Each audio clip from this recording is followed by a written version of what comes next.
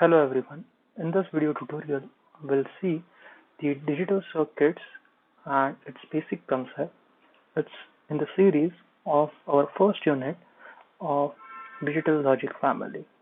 In this video tutorial, we'll find out the basic application of a digital circuit and understand how it works.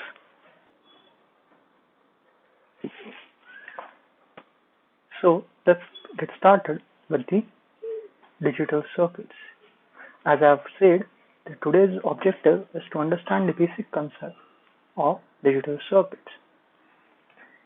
To understand the basic digital circuit building block, let's understand what is a digital signal. Digital circuit only has two states as an input or an output. That is nothing but logical high and logical low. Logical high generally corresponds to binary value 1, whereas logical low considered as binary value 0. Then again it has been categorized into two domains, positive logic and negative logic. Positive logic consider for the logical high the highest voltage given to the corresponding digital circuit.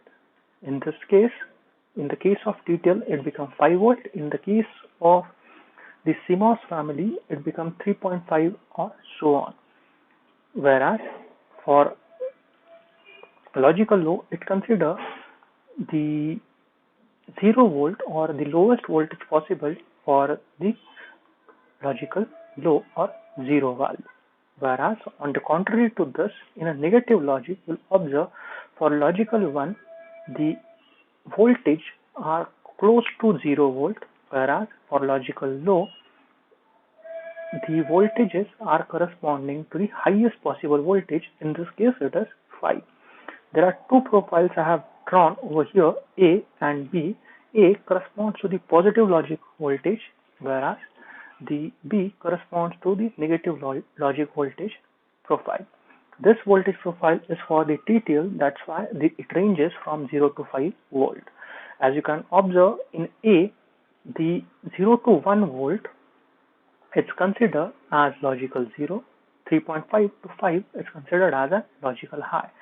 The contrary of this is been observed in the profile of B. Now, all the digital systems are majorly comprised of AND or NOT and flip-flops. You can build any kind of a digital circuit or digital system with the help of this building block. So we'll understand how this basic building block works. So let's get started with the AND operation. F is equal to A dot B, or considered as A and B, where A and B are the two input signals of the digital circuit. So they'll be having a digital input that is nothing but a binary value, either a 0 or 1. So F outcome will be high if A and B are both are present or both are high. This is what the AND operation. So we can put the value of A and B into this equation and find out the value of F. So we get this table is called as a truth table. So here I am changing the value from A, for A 0 to 1 and for B also 0 to 1, and we are realizing for all the cases. So what we found is for 0 0 we get the output as 0. For 0 1 and 1 0, output still remains 0, and for 1 1 it becomes 1. This can be realized using the electrical circuit. So over here I have redrawn this circuit with the 5 volt battery supply and two switches. As you could see, if the two switches are closed, the bulb is on. If in the later cases, if one of the switch is open, the bulbs are remaining off. This is the symbolic representation of an AND gate. Next is the OR. OR operation is referred as an if we have a two input signal, then let's say the name of those are A and B, then we can say outcome F is dependent on A or B. When I say this, either A or B is present, outcome become high. So the same can be tabulated in this table. You'll observe if A and B are not present, which means input is 0, the outcome is 0. Whereas in the rest all the cases, one of the element is generating the input as 1. That's why the outputs are 1. This can be realized using a parallel switches for the electrical circuit. So in this case, A and B switches are been arranged in a parallel mode. You can observe in this diagram that if A and B are both have been off or kept as an open switch, then and then only the bulb is off. Otherwise, in all cases, the current supply can pass through this bulb and it becomes on. It is represented using this kind of a symbol. The next is the NOT gate. NOT is generating the complement of an input signal, which means if we give the input as 0, the output will be 1, whereas if the input is 1, output will be 0. It is represented in this kind of a symbol. Next is the NAND. NAND is also been stated as NOT of AND gate. As we have seen earlier, AND will generate if both the inputs are present, whereas the NAND will generate a 0 if both the inputs are present. If you could compare this table with the table of AND gate, you'll observe wherever the output F of an AND gate were 0, there we have written it as 1. Wherever it was 1, it becomes 0.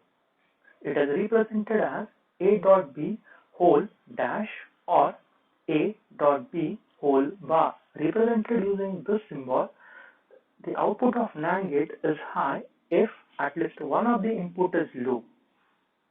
The next is an NOR gate. It is also been called as NOT of OR operation. As you observed in OR operation, the output is high if one of the elements of an input signal is generating a high input, whereas in this case the output is high if all the inputs are 0. In all other cases the output is 0. Represented using this diagram, NOR will generate a high if all the inputs are low. The next is an XOR gate. It is also called as an exclusive OR.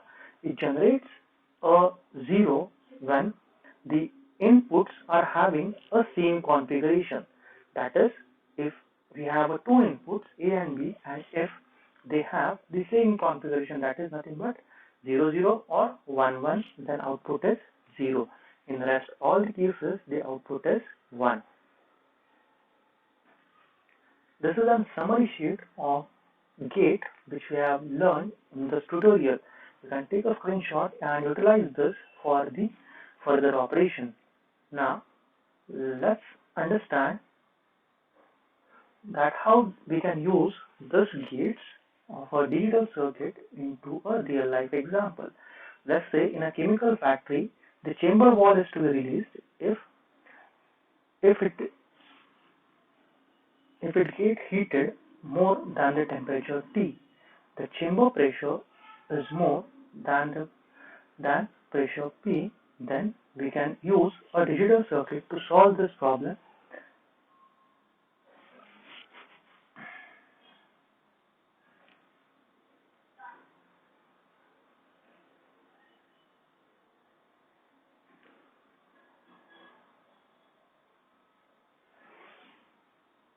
Let's understand this using a real life example of how to use this logical gates. So let's say in a chemical factory, a chamber valve is to be released if it gets heated more than the temperature T or chamber pressure is more than P. Then can we use a digital circuit to solve this kind of a problem? If yes, how. Now, if you could read the statement carefully, you'll find out there are two conditions to open the chamber wall. One is the temperature T and another is chamber pressure P. So, according to the statement, if one of the parameters, either a T or a P, is present, then output is to generate a chamber wall, which means we can use a OR gate over here to utilize or to solve this kind of a problem. Let's try and solve this for the different situation. So, if I want to turn on a red light if both T and P exceed the threshold value, then which kind of a gate will use? Similarly, the orange light need to be turned on if one of the T or P exceeds but not at the same time. Then which kind of a gate will use? Submit the answer to this question into a Google Classroom. The references used for this presentation is RPGen's Modern Digital Electronics, chapter number 4. Thank you.